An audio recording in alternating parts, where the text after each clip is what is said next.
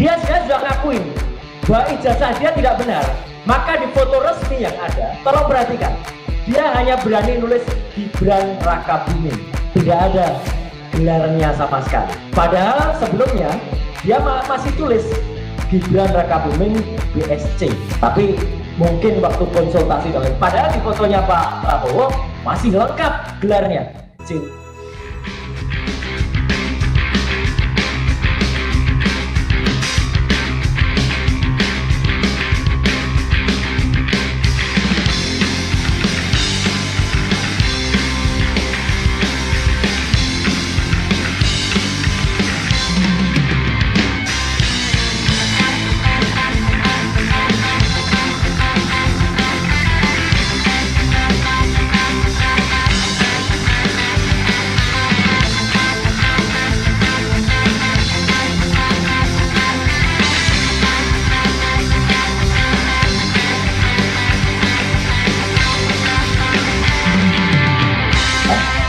Jadi, nah buka-bukaan, jadi saya buka baju dulu supaya kita menunjukkan buka-bukaan. Nah, ini baru buka-bukaan. Fufu Papa. Fufu Papa. Nah, jadi tadi sudah banyak yang menyebut soal, Pak Jokowi.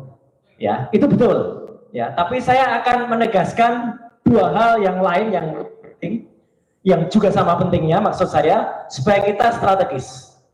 Yang pertama adalah memang Fufu Papa ini, ya itu clear banget.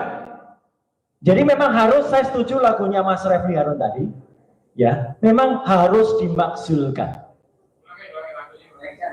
Jadi harus dimaksulkan. Nyanyi lagi Mas. Rasa cemas, hidup berat, dunia gelap. Fufu Papa maksulin saja. Nah, gitu. Iya. Dan sebenarnya yang bersangkutan dengan kroninya itu sebenarnya sudah ada ketakutan. Jadi kita nggak boleh mundur, kita harus maju. Ketakutannya apa? Kita beri hormat kepada Dr. Tifa ini, ya, sahabat saya yang kita tektok terus. Kita berdua dari dulu ngantemin soal ijazahnya si Fufu Papa ini, ya. Ijazah bapaknya juga, tapi kenapa? Dan dia sudah takut sebenarnya. Kalau kita perhatikan Bapak dan Ibu, dia sudah ngakuin bahwa ijazah dia tidak benar. Maka di foto resmi yang ada, tolong perhatikan, dia hanya berani nulis Gibran Rakabuming, tidak ada gelarnya sama sekali. Padahal sebelumnya dia masih tulis Gibran Rakabuming BSC, tapi mungkin waktu konsultasi dengan, padahal di fotonya Pak Prabowo masih lengkap gelarnya, Jenderal Purnawirawan TNI Haji Prabowo Subianto. BSC itu apa singkatannya? Bak jelas sekolahnya. Iya, bak jelas sekolahnya itu, ya, karena BSC. Karena apa? Karena dia kan ngakunya dulu 2 tahun SMA. Jadi ini penting nih bahan. 2 tahun sekolah di Santo Thomas di Solo, SMA. Santo Yosef di Solo. Kemudian 2 tahun, ayahnya kan masih wali kota, masih powerful. Kenapa nggak diselesaikan? Dia langsung pindah ke Singapura. Dan dia meneruskan sekolah di Singapura itu 3 tahun. Jadi kalau total sekolahnya berapa tahun tuh SMA-nya? Itu harusnya kita curigai. Itu sudah salah satu syarat bahwa dia belum tentu, saya bilang, belum tentu lulus SMA. Tapi kemudian dia tiba-tiba masuk ke university yang cukup hebat, namanya University of Bradford. Ternyata MIDS di Singapura itu sudah tidak lagi kerjasama dengan Bradford. Oke. Kemudian dia seolah-olah lari ke Australia, ke UTS, University Technology of Sydney. Setahun dia di sana. Dan konon itu ada di websitenya Pemkot Surakarta loh, S2 di UTS. Padahal dia setahun di sana itu cuma matrikulasi. Matrikulasi harusnya beberapa bulan, itu setahun. Jadi nggak lulus juga. Jadi ini kalau ada pemakzulan, Bang Refli dan kawan-kawan semua, ini clear soal pendidikan itu sebenarnya clear. Dia menyatakan tidak benar pada teman. Dan dia sekarang mulai takut itu, ngakuin itu. Kalau dia berani, dia tulis insinyur dan dokter Andes tadi Pak Taufik, ya. Tapi kan dia kan nggak berani. Jadi ini sebenarnya poin bagi kita. Jangan khawatir, maju terus. Sebenarnya sudah ada ini poin. Yang kedua soal Fufu Fafa ini, clear banget ini sebenarnya. Dan terakhir kan teman-teman juga sudah dengar kan, bahkan BSSN, Badan Cyber dan Sandi Negara, itu menurut konfirmasi bocor alias Tempo, itu sudah meyakinkan bahwa memang itu benar. Saya juga lagi janjian nih sama Pak Hinsa Siburian untuk ketemu. Tapi ya agak mundur-mundur beliau gitu. Tapi nggak apa-apa, saya hormati. Karena saya ingin ketemu dan kita bicarakan hal ini. Dan adiknya pun mengaku. Jadi sebenarnya kita, Pak Saididu, nggak pernah gentar. Cuman cara kita, kalau semuanya langsung kita serang, berat Pak. Satu demi satu dulu, diprotolin dulu. Ya, yang diprotolin Fufu Fafa dulu. Ini harus. Karena ini adalah benar-benar tadi, kata Pak Taufik itu ya, kalau suami istri tadi ya. Nah ini bahaya. Ini bahaya bagi Prabowo. Ya, itu harus kemudian dimaksulkan terlebih dahulu. Dan kalau semalam saya ketemu dengan Prof. MK, siapa ketua MK? Bukan. MKK. Pak Prof. Jimli. Nah, semalam saya ngobrol dengan Prof. Jimli. Profesor Fufu Fafa. Dalam sebuah resepsi. Beliau ngakuin, Mas, saya awalnya nggak percaya. Tapi setelah Anda bilang, saya percaya. Itu kata-kata Prof. Jimli. Ya, sekarang baru ngakuin betul Prof. Jimli. Tapi saya bilang, gara-gara Bapak ini dia jadi wakil presiden terpilih. Senyum beliau. Ya, gitu. Tapi artinya saya hormati pengakuan Prof. Jimli. Ya, tapi artinya apa? Artinya ini memang ada poinnya. Bukan dia yang 10 tahun yang lalu itu yang kemudian dipermasalahkan, enggak. Tapi kelakuan dia dan oknumnya dia yang mengubah data, menghapus data itu, itulah kejahatan yang barusan dilakukan. Setelah dia terpilih menjadi wapres terpilih, dia menghapus 2.100 postingan itu kejahatan. Kejahatan yang kedua, dia hapus juga nama dia. Kalau kita bayar GoPay dan lain sebagainya kemarin itu OVO, dia ganti menjadi selamat, selumun selamat, ya. Tapi nggak selamat nantinya ya, gitu. Karena itu kejahatan lagi. Dia memalsukan data. Itu pelanggaran terhadap Undang-Undang Perlindungan Data Pribadi nomor 27 tahun 2022. Clear. Jadi itu bahan-bahan untuk pemakzulan. Yang kedua, selain tadi, jadi kalau hitungan dengan Jokowi itu yang ketiga. Yang kedua, ini mohon dukungan. Yang satu bisa meruntuhkan negara kita, membuat kita bangkrut adalah IKN. Ibu kota negara. Saya kasih poin saja buat teman-teman nanti akan melakukan dan kita akan melakukan nanti Bang Marwan. IKN itu secara hukum tidak sah sebenarnya. Kecil sederhana banget. Pada saat ketok palu IKN, tahu nggak Bapak dan Ibu, anggota DPR yang menyetujui yang hadir secara fisik berapa orang? Hanya 77 anggota DPR yang hadir. Dari 575. Hanya 13%. Yang lain katanya hadir secara online. Kita harus minta terhadap Komisi Informasi Pusat absen dari anggota DPR itu secara online. Kalau memang online bener. Ada nggak foto anggota dewannya? Kalau itu hanya online on saja, berarti yang hidupin hanya aspirnya atau TA-nya. Itu tidak sah. Ya, anggota yang hadir itu harus hadir secara fisik atau dia tampak wajahnya ketika ada.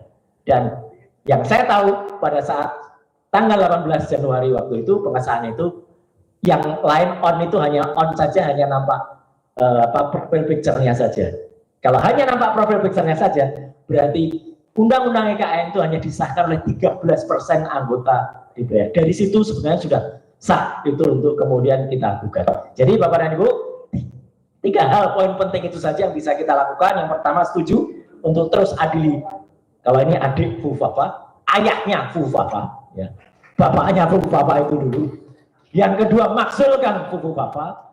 Yang ketiga, udahlah IKN itu nanti jadikan kayak Disneyland saja, ya gitu. Jadi kalau mau wisata, wisatakan. Kalau itu diteruskan, saya khawatir Prof. Antoni, keuangan kita bangkrut sebangkrut-bangkrutnya.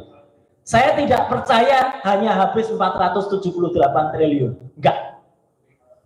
Akan lebih 478 triliun itu satu ASN pindah ke sana, belum anaknya, belum istrinya, belum keluarganya. Itu akan bisa 10 kalinya, dan itu Indonesia akan runtuh. Dan kita nggak sayang Siau Presiden, tapi kita sayang Republik Indonesia. Selamatkan Indonesia dengan jalankan 3 langkah itu.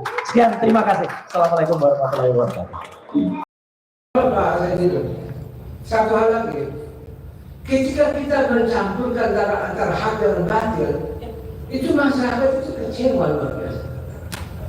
Dan kerugian yang diterima masyarakat itu tidak bisa dinilai dengan cash flow, dengan hitungan-hitungan kuantitatif, tidak bisa.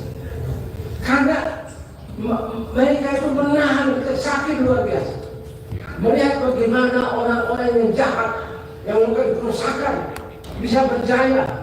Terus kita bertanya, strategi apa seperti ini yang memberikan kesempatan kejahatan melakukan replikasi atas dirinya?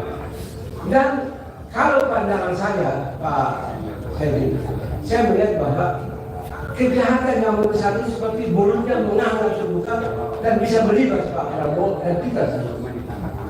Kita ingin satu hal juga Pak Fahmi. Apa jaminannya kita tidak kalah? Apa jaminannya? Itu yang harus dilakukan oleh Pak Prabowo. Tolong sampaikan kepada Pak Prabowo bahwa tolong pikirkan juga perasaan orang yang menahan diri. Ya. Sampai kapan kita bisa menahan diri? Bagus. Atas nama yang disebut tolong sabar, kita ada strategi apa membiarkan kejahatan membuka mulutnya dan bisa menerkam menghabisi orang-orang yang saya kira itu. Terima kasih. Assalamualaikum warahmatullahi wabarakatuh. Bapak ini, mari Pak.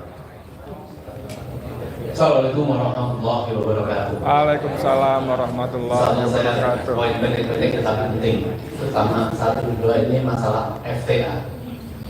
Kita tahu bahwa pemerintahan yang baik, rezim yang akan datang yang baik itu tentunya sangat memerlukan semacam dialog yang dilakukan ke FTA.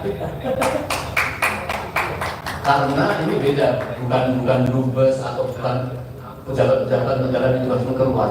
Ini adalah orang Indonesia yang punya keterpanggilan untuk memberikan masukan-masukan yang luar biasa. Jadi mestinya rezim yang akan datang itu sangat memerlukan dan membutuhkan dan bahkan membiayai percaya seperti ini. Karena orang-orang tidak pernah beli.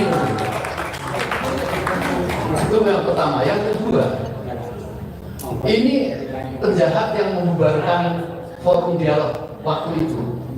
Ini sangat, dia lebih pintar ternyata. Dia tahu bahwa yang akan dihasilkan di dalam dialog-dialog itu akan memberikan masukan-masukan kepada Presiden Prabowo, Pak, sebelum dilantik dan sebelum masih banyak perubahan-perubahan menteri yang direncanakan.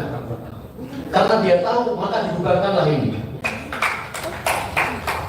Dan ini harus segera ditangkap walaupun dia telah menjadi menteri. Misalnya banyak yang mengatakan bisa jadi itu sumbangan seorang Bahlil misalnya.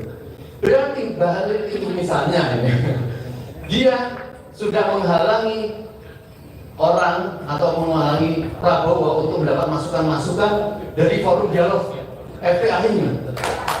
Ya. Itu harus diusut. Andai kata memang ketangkep orangnya itu memang harus dikeluarkan kalau dia masuk dalam kabinet itu.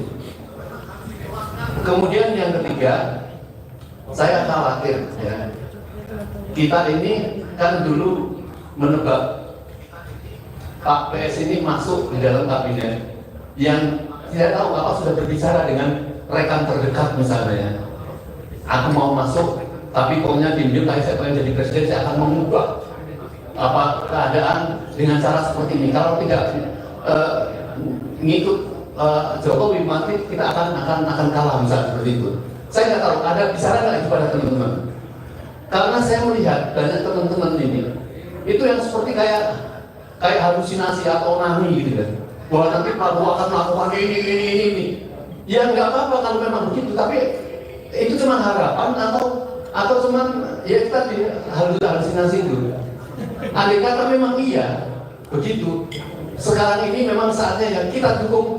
Jangan kita olok-olok dulu Prabowo, kita dukung bener nggak? Karena apa yang menjadi pidatonya itu beda dengan keputusan yang menjadi menteri-menteri itu, nggak ada kaitannya. Maka saya setuju kan tadi mungkin sebentar lagi akan diresapel itu harapan kita. Tapi harapan kita itu harus diwujudkan di dalam bentuk masukan-masukan kepada dia supaya tahu, supaya berani. Karena kan beraninya kan kekurangan bahwa ini didukung oleh rakyat itu loh. Jadi bukan inisiatif dari presiden sendiri. Nah, yang terakhir adalah ini saya mendengar perintah 13 Oktober Solo itu. Ya. Salah satu masalahnya adalah karena nanti Prabowo sudah dipanggil ke sini untuk diminta untuk kelanjutan IKN, UKSD, dan termasuk dan apa PSN PSN bukan PSN maka kita harus sangat concern sekali. Ini adalah masa kedaulatan. Saya dukung Pak Saidi untuk kita simbolkan untuk menjadi pejuang untuk menyelamatkan PSNKN dan UKSD dan sebagainya. Assalamualaikum warahmatullahi wabarakatuh. Oke, break foto semuanya, nggak ada lagi yang lain. Saya kembali ke Pak Gubernur ya. Terima kasih Bapak Hadi Sudiro dengan narasi